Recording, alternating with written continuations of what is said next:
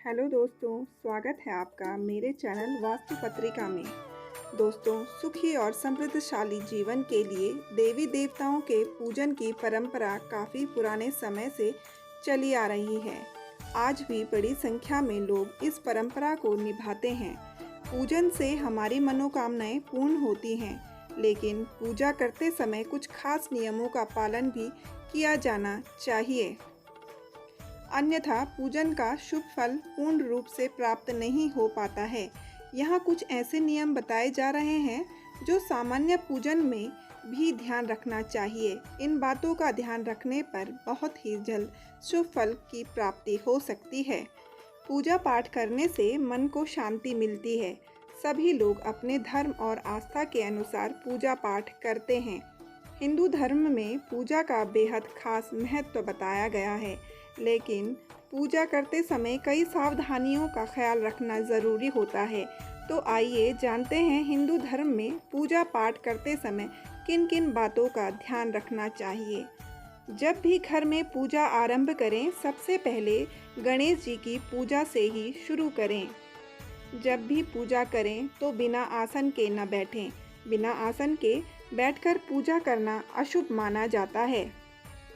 हमेशा इस बात का ध्यान रखें कि कभी भी दीपक से दीपक नहीं जलाना चाहिए।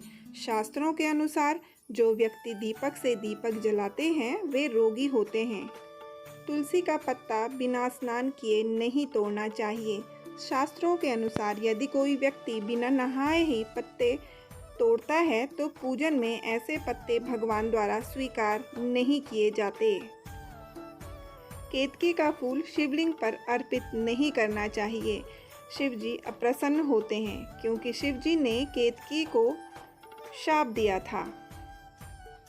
पूजा करने के पश्चात टीका ज़रूर लगाएं, इससे मन को शांति मिलती है।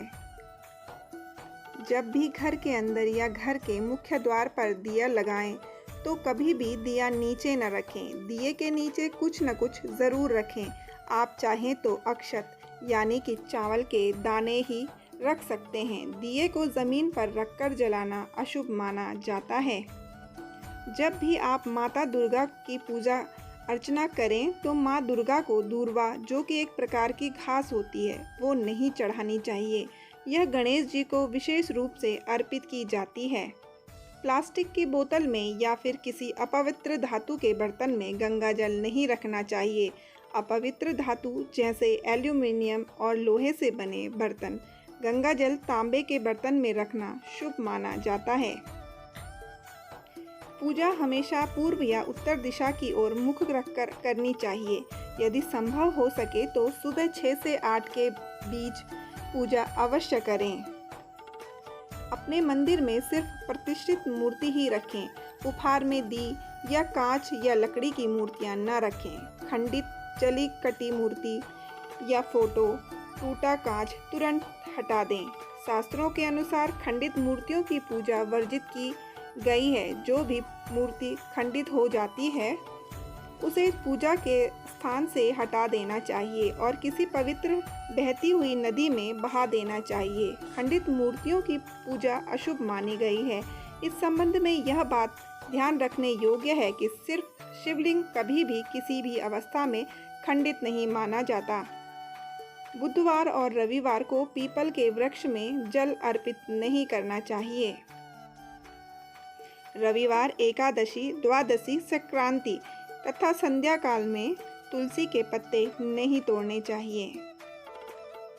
विष्णु की 4, गणेश की 3, सूर्य की 7, दुर्गा की 1 और शिव जी की आदि परिक्रमा कर सकते हैं।